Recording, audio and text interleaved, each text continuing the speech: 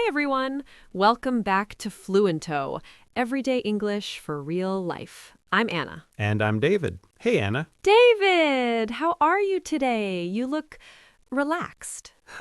I do? That's because I had a really nice weekend. I feel good. Oh, I love hearing that. You know what? Today we're going to talk about something that makes everyone feel good. The things we love to do. Our hobbies, our free time, the little things that make life nicer. Yes, and this is such a useful topic because honestly, when you meet someone new in English, in any language, one of the first things you talk about is, so, what do you like to do? Exactly. It's one of the most natural questions in the world. And once you know how to answer it in English, conversations become so much easier. You feel more confident, more relaxed. And that's what we're here for. That's exactly what we're here for. Okay, but before we jump in, a small, gentle request from us. Very small, very gentle. If you're enjoying Fluento, please hit subscribe. It really, truly helps us. And if this episode makes you feel even a little more confident in English, share it with a friend who's also learning. We'd love that. We really would. Okay, let's do this. So, David, let's start simple. Imagine you just met someone at a coffee shop. They seem friendly, you want to start a conversation. What's one of the easiest things to ask? What do you do in your free time? Perfect. That's it. What do you do in your free time? Or you can say, what do you like to do when you're not working? Both feel natural, friendly, not too formal. Right. And the key phrase here, the one we'll use a lot today, is I like to. Simple, clean, easy to remember. I like to. 3 small words, big communication power. So let's practice together right now. Ready, listeners? I want you to say this out loud. Yes, actually say it. Don't just think it, say it. Speaking out loud is so important. Even if you're alone, even if you feel a little silly, say it. Okay, repeat after me. I like to. I like to. Now finish the sentence with something you enjoy. Maybe, I like to watch movies. Or, I like to go for walks. Or even just, I like to relax. That's a perfectly good answer, by the way. I like to relax. No shame in that. Absolutely no shame. Relaxing is a real hobby. Okay, Anna, tell me something. What do you like to do? Let's make this real. Oh, good question. Okay, so something I genuinely love, and I don't think I've told many people this, I love making soup. Soup? Soup. On Sunday evenings, I go to the market, I buy vegetables, and I just make a big pot of soup. It takes a long time. I chop everything slowly, I listen to music, and by the end, the whole apartment smells amazing. That sounds really cozy. It is cozy. That's the perfect word. Cozy, it means warm, comfortable, safe feeling. A cozy Sunday. I love that. So for you, making soup is almost like meditation. Exactly. It calms me down. It's my way of slowing down after a busy week. So I would say, I love making soup. It helps me relax. And there's our second key phrase. I love. Not just like, love. When something makes you really deeply happy, you say, I love. Right. There's a difference. I like to go for walks. Nice, pleasant. I love going to the ocean. That's special. That's something that fills your heart. Great distinction. Keep that in mind, everyone. David, what about you? What do you like to do outside of work? Okay, so I have this thing I started doing about 2 years ago. I go to a small cafe near my apartment every Saturday morning. I order a coffee, always the same coffee, medium, no sugar, and I just draw. You draw? Like art? Kind of. I mean, I'm not good. I want to be very clear about that. I bring a little notebook, and I sketch things I see. A window, a plant on the table, the person reading a book across from me, but I do it quietly so they don't notice. That's so sweet and a little sneaky. Just a little. But the point is, I enjoy it. Even though I'm not talented, I enjoy it. And that's the thing. A hobby doesn't have to be something you're good at. It just has to be something you enjoy. Oh, I love that message. Can we write that down somewhere? A hobby doesn't have to be something you're good at. Please, everyone, remember that. Because I think a lot of us stop ourselves from trying things because we think, oh, I won't be good at it. But enjoyment and skill are two different things. Beautifully said. Okay, so we have two phrases so far. I like to and I love. Let's add one more.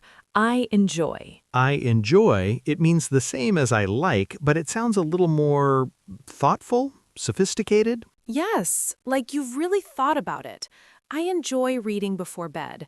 Not just I like it, you've considered it. You know yourself. And here's a small grammar note. Just tiny, don't worry. When you say I enjoy, you usually follow it with a verb ending in ing. So, I enjoy swimming, not I enjoyed to swim.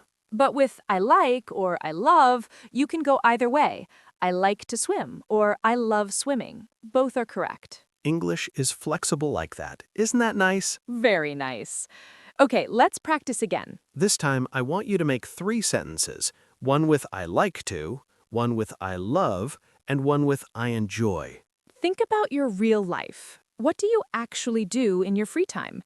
Don't make something up. Use something real. Here, I'll go first. I like to walk in the park on Sunday mornings. I love drawing in cafes, and I enjoy listening to jazz while I make dinner. Perfect. Now your turn. Say it out loud. 3 sentences. Take your time. How did that feel? I hope it felt good. Even a little good. That's progress. Anna, I want to ask you something. Is there something you want to learn, like a hobby you don't have yet but you wish you did? Oh, yes, definitely. I really want to learn how to make ceramics. You know, working with clay, shaping bowls and cups with your hands. Oh, that's so cool. I saw a class near my house and I keep walking past it and thinking, I should go in. But then I get nervous and I keep walking. Why are you nervous? Because everyone inside looks like they know what they're doing, and I'll go in as a complete beginner and probably make something that looks like a sad melted potato. A sad melted potato. That's going on the wall. But, you know, I want to learn, and that's a great phrase for us. I want to learn how to. Yes, I want to learn how to cook. I want to learn how to play chess. I want to learn how to speak English. That last one, that's you, right? That's our listeners. And the fact that you're here listening to this podcast, you're already doing it. You're already learning. That's not a small thing. That's actually quite brave. Let's slow down for just a second. I want you to think about something. No pressure, just a gentle question. Is there something you've always wanted to try? A hobby, an activity, something you've seen someone do and thought, that looks amazing. I wish I could do that. Maybe it's baking. Maybe it's learning guitar. Maybe it's just going for a morning run without stopping. Whatever it is, hold that thought. Because one thing we can say today in English is, I've always wanted to learn how to.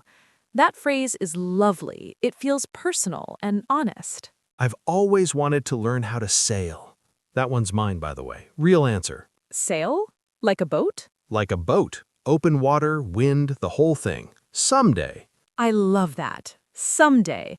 That word is full of hope. Okay, so we have our phrases. Let's talk about how to use them in a real conversation, because that's what matters, right? Not just knowing the phrase, but knowing how to use it when someone actually asks you. Right. So imagine someone says to you, hey, what do you like to do on weekends? A very common question, very natural. Here's a simple answer you can give. Ready? On weekends, I like to relax at home. I enjoy watching films, and I love cooking something new. Sometimes I go for a walk if the weather is nice. That answer has everything. It uses 3 different phrases, it gives real detail, and it's only 4 sentences. You don't need to be perfect. You don't need a long, complicated answer. Just a few honest sentences, and you have a conversation. And the other person will usually say, oh, me too, or ask you a follow-up question, and suddenly you're having a full conversation. It's snowballs, in a good way. A good snowball. Now, some hobbies are things we do alone, and some are things we do with friends. Both are completely fine, but they feel different, right? Totally different. Like, I enjoy drawing alone. I need quiet. I need to be in my own little world. But I also love playing board games with friends on Friday nights. That's loud and chaotic and wonderful. Yes, and you can say that. I like to do some things alone and some things with friends. It shows personality. It shows self-awareness. In English, talking about why you like something is just as good as saying what you like. For example, I like to read alone because it helps me think. Or I love cooking for other people because it makes me feel generous. Generous, that means giving, warm-hearted. You're giving something of yourself when you cook for someone. That's exactly how it feels. Okay, this is our final practice moment, and I want you to do something a little more challenging, but you can do it. Say a full answer to this question. What do you like to do in your free time? And why? The why is important, not just the activity, but why it makes you feel good. Here's mine. I like to draw because it helps me slow down. I'm always thinking about 100 things, and when I draw, I only think about one thing. It's calming. Beautiful. Now you try. Think of one hobby, say what it is and why you enjoy it. Great. Even if it came out a little messy, that's okay. Messy is part of learning. Messy English that you actually speak is always better than perfect English that stays inside your head. Say that again, David, louder for the people in the back. Messy English that you speak is better than perfect English that stays silent. I want to say something directly to you, the person listening right now. Yes, this is for you. Learning a language takes courage. Every time you try to speak, even at home, alone, talking to a podcast, you are doing something brave. Most people stop before they even begin, but you didn't stop. You're still here, still learning. And the fact that you know phrases like I like to, I love, I enjoy, and I want to learn how to, that means you can talk about yourself in English. That's real. That matters. Be proud of that, genuinely. Anna, let's do a tiny pronunciation tip before we recap, because I think some people worry about saying these phrases correctly. Good idea. Okay, let's look at the word enjoy. The stress is on the second part. Enjoy, not enjoy. Enjoy. Say it with me. Enjoy. I enjoy cooking. And for hobbies, it's hobbies. 2 syllables. Hobbies, not hobbies said too fast. Hobbies. My hobbies are cooking and reading. Perfect. All right, let's do a quick recap, because repetition is how we remember things, right? Repetition is learning. Don't skip the recap, friends. So today, we talked about how to describe our hobbies and free time in English. And the main phrases we practiced were, I like to, for things you enjoy regularly. I love, for things that truly make you happy. I enjoy, another warm, natural way to say you like something, followed by the ing form. I want to learn how to, for dreams, new goals, things you haven't tried yet, but would love to. I've always wanted to, for that deep, long-held wish. And we also talked about the difference between things we enjoy alone versus things we enjoy with other people, and how adding a why makes your answer feel more personal, more real. And a hobby is something you do for fun, not because you have to. Yes, washing the dishes is not a hobby. Confirmed, not a hobby. Before we say goodbye, we want to hear from you. This is genuinely one of our favorite parts. Leave us a comment. Tell us, what do you like to do in your free time? Use one of our phrases from today. Maybe you'll say, I love to paint, or I enjoy watching documentaries, or I've always wanted to learn how to ride a horse. Every comment is welcome. Every answer is interesting. We read them, truly. And if someone in your life is learning English, a friend, a family member, a colleague, share this episode with them. It might be exactly what they need today. Sharing is caring, as they say. It really is. Well, I think that's everything for today. Anna, I feel like we covered a lot. We did, and it was fun. This is my favorite kind of episode, where it just feels like two people talking. That's because it is two people talking. Well, yes, that helps. To everyone listening, thank you. Thank you for spending this time with us. Thank you for choosing to learn today instead of doing something easier. Keep going, really.